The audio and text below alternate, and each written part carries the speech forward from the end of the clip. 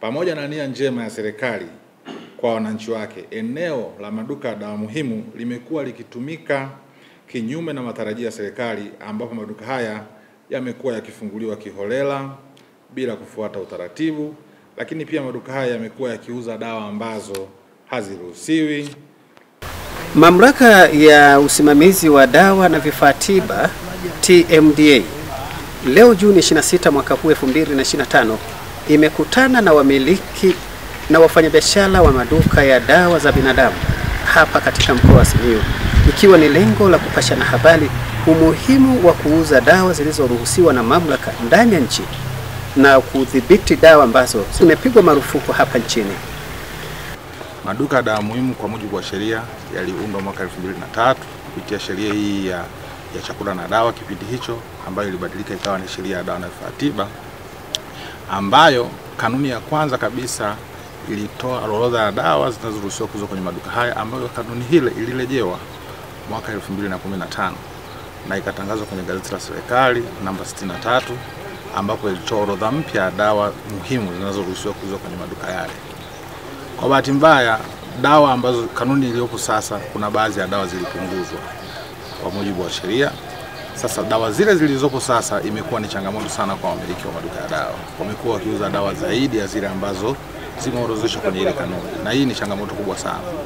Inapelekea maduka haya kuficha dawa wakati mwingine, na pale tunapozikuta kwenye dawa, kwa sababu haziruhusiwi kwenye maduka yale, tunalazimika kuziondoa, na kwa upande wao inakuwa ni hasara, lakini pia wanalazimika pia kutoa gharama au kupigwa faini kutokana na ukiukwaji huo unaotokea. So hii ni changamoto kubwa sana. Wapo baadhi ya wafanyabiashara ambao sio waaminifu, wamekuwa wakitumia njia zisizo rasmi kuingiza madawa ambayo zimedhibitiwa na mamlaka za nchi. Ukaguzi wenu maeneo ya mipakani, maeneo ya maziwa, uko kwa namna gani ili kuacha kwamba mtu anayetoka nje asiingize dawa ambayo imepigwa marufuku? Tufahamu kwamba Tanzania ina mipaka mingi sana, imepakana na nchi nyingi na kuna mipaka mingi sana. Mipaka rasmi ambayo tunaitambua kwa mujibu wa sheria ni mipaka 32 pekee. Lakini kuna mipaka mingine mingi sana. Mfano ziwa Victoria, popote pale kwenye ziwa inaweza ikawa ni mpaka. Mfanyabiashara ambaye ana nia mbaya anaweza akatumia mtumbwi, akaja na dawa zake mtumbwi, akashusha huko usiku, akaingiza kwenye soko. Lakini pia hata kwenye mikoa ambayo inapakana na nchi jirani, kuna maeneo mengi sana ambayo yanaweza kutumika kama kuingia njia za panya. Ndio maana tunasema tuna mipaka ambayo ni porous port. Lakini TMDA tumejidhatiti, tunafanya ufuatiliaji wa bidhaa katika soko.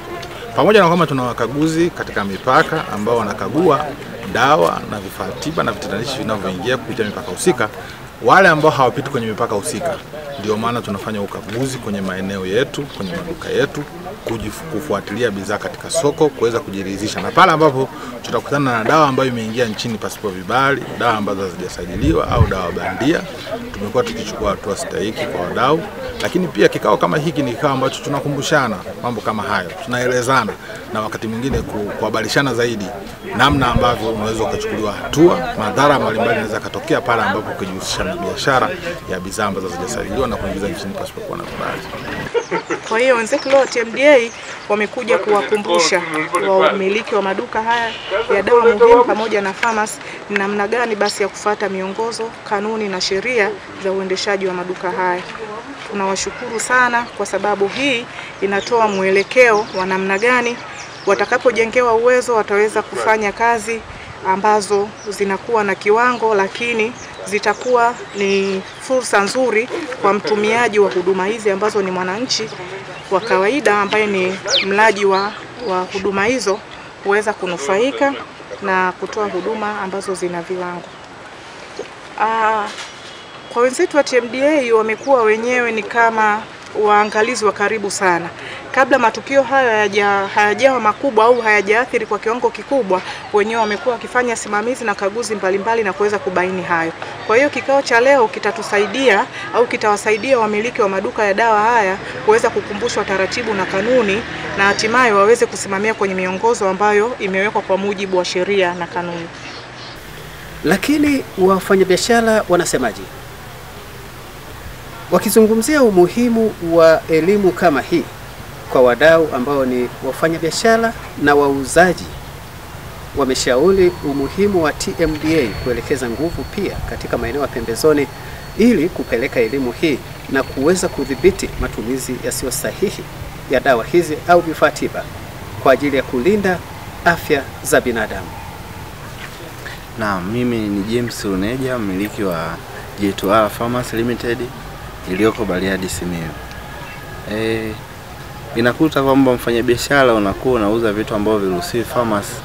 Si kama kuna wakati mwingine mtu anakuwa hajui, anakuwa anafahamu, sema kwa sababu ya kuangalia faida na manufaa yake, kutokuwa yani anawekeza faida mbele sana kutokuangalia afya za binadamu. Ninyi mkiwa wafanyabiashara na wadau muhimu wa sekta hii, mnakwepa kwa namna gani kuingia kwenye biashara, kuingia kwenye mtego wa baadhi ya wafanyabiashara ambao wanaingiza vifaa tiba na dawa zisizokuwa zilizopigwa na marufuku? Ninyi kama wafanyabiashara mnajiepusha kwa namna gani na changamoto hii? Kweli ni changamoto ambayo usipokuwa na uelewa mkubwa kuhusu madawa unaweza usijue, lakini kutokana na kwamba kila bidhaa ambayo imeruhusiwa kuuzwa na maduka ya madawa Tanzania inakuwa na batch number, yani sehemu ambayo imesajiliwa.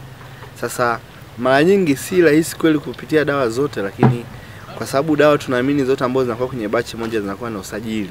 Kwa mara nyingi ukishaangalia tu kishaona dawa 2-3 ziko sawa, basi unajua hii imesajiliwa. Ninyi unapokutana na mfanyabiashara ana dawa zinazofanana na zile ambazo zinaruhusiwa lakini ni dawa feki, mnazitambua kwa namna gani?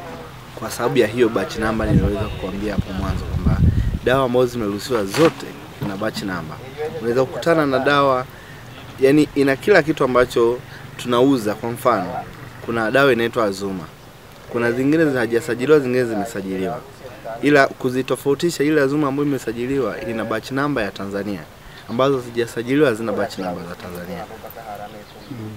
Ukiwa mdau muhimu wa sekta hii, wapo wafanyabiashara wengine huko pembezoni ambako mara chache sana kufika mamlaka za udhibiti. Unawashauri kitu gani kuhakikisha kwamba wanafanya biashara kwa kuzingatia sheria za nchi? Ushauri wangu kwa wafanyabiashara wengine ambao kidogo maybe mamlaka haziwafikii, tunajua kuwa kila mtu anataka kupata faida kupitia biashara yake, lakini angalie hasa afya za binadamu, kwa sababu mwisho wa siku utafanya biashara kujui nani ambaye ataathirika na hiyo changamoto. Inaweza kuwa ndugu yako, mtu wako wa karibu, hata kama ikiwa ni jirani.